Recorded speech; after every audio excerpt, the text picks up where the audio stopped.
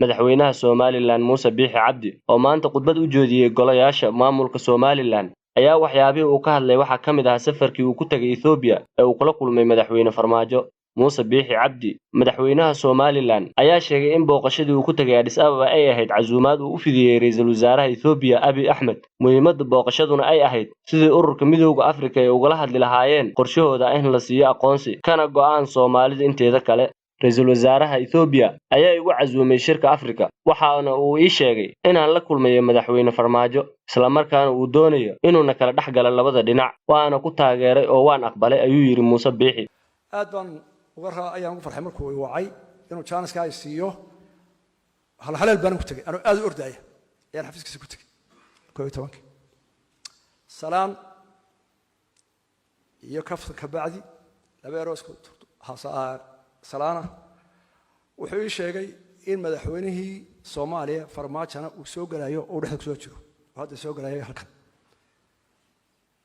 markiiba isna waa yimid saddexdeedu halka waxaan ku galay shir aanan kullee anigu qorshihiisa hore u sii ogeyn kana diyaar garoobin aanan maan ku hayn inuu saa fududshkaas u dhacayo waa si ku maatay ra'iisul wasaaraha Ethiopia haddii usaan oo ixtiraamay oo isagoo oo Afrika oo dhan ku yuugu jirto oo shirki ku jira arrintaas qadiyadda Somaliland iyo Soomaaliya inuu saa u daneeyo waaga mahadnaqay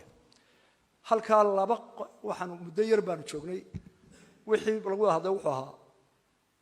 Prime Minister Abiy wuxuu yiri waxaan doonayaa oo diyaar u ahaa soo diyaar garoon soo xarka xidhay inaan dhex galo dhibaatada dhex taala Soomaaliya iyo Somaliland way raagtay waa arrin Afrika u taala waa arrin geeska Afrika u taala marka arrinta waa galaya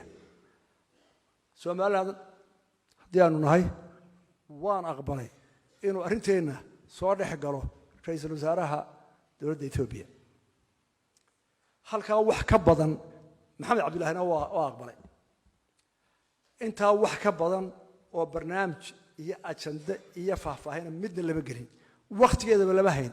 madaxweynayaal baa meesha istaba socday.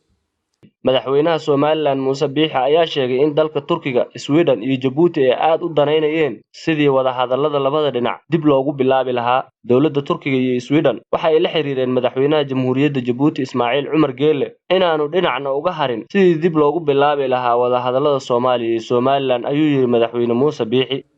waxa kale oo jira dawladda dhowra oo Afrika leh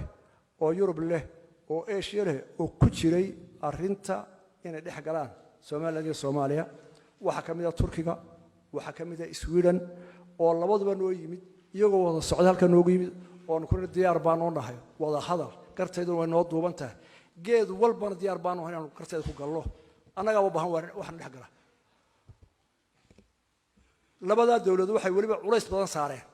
madaxweynaha Djibouti oo yiraahdeen adiguna nagu soo beer haddaan nahay Turkiga iyo Sweden oo isaguna isoo weydiiyay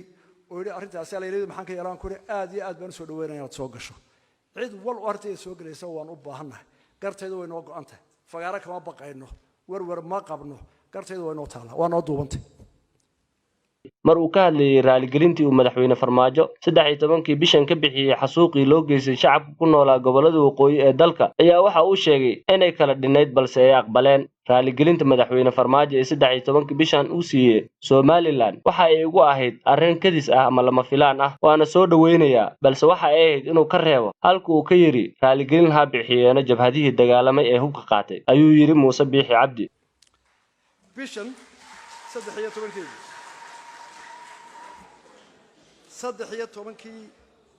13 February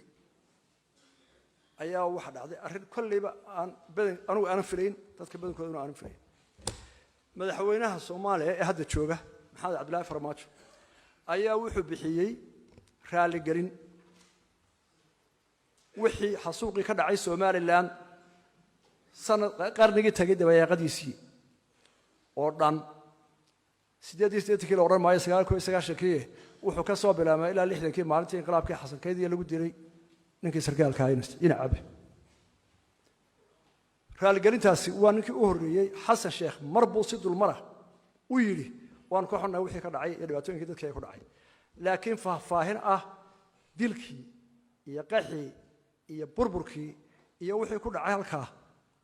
raaligelin baanu ka bixinaynaa anoo madaxweynaha qaranka Soomaaliya ah waa arrin aad iyo aad anigu kadsigu ahayd marka laga reebo qodobka ah kuwii hubka qaatayna cudurdaar baa laga rabaa marka qodobka laga reebo raaligelintaasi waxaan u arkaa inay tahay in talaabo loo qaaday dhinaca nabadda iyo iskaashiga iyo in arrinteena la soo dhaweeyo waana soo dhaweynaya Muuse Biixi Cabdi madaxweynaha Soomaaliland waxa uu sheegay inaysan aqbalaynin raaligelinta madaxweyne Farmaajo iyo wararka sheegay inuu safar ku tagay magaalada Hargeysa waxa uuna sheegay in booqashada la sheegay in madaxweyne Farmaajo ee magaalada Hargeysa ay dhaawici karto wadahadalada Soomaaliya iyo Somaliland ayna suuragal ahayn inuu booqasho ku yimaado Hargeysa madaxweynaha Soomaaliya Maxamed Cabdullaahi Farmaajo u soo degaya hadal haynta madaxweynaha Soomaaliya imanaya Somaliland Hargeysa imanaya horta waa hadalhayn laakiin hadalhaynta haba madaxweynaha Soomaaliya Maxamed Cabdullaahi talaabo wanaagsan u qaaday markuu yiri raaligelin baan laakiin wuxuu ku diiday markuu yiri waan imanaya Hargeysa oo sideebu ku imanaya la isku diiday sideebu ku imanaya xeerarka caalamiga ah curfiga dawliga ah aqliga saliimka ah midna ma qaadan karo ninka dawladdiisii iyo dalkiisa oo ka madaxda yahay waxa soo dambiye aan galeen ayaa dadku waxa u geystay waliba oranaya anigoo madaxweynaha gobolladii soo siyaarinaya Soomaaliya waan ma yaqaan soo inta ma oo taameen aqbalayna maya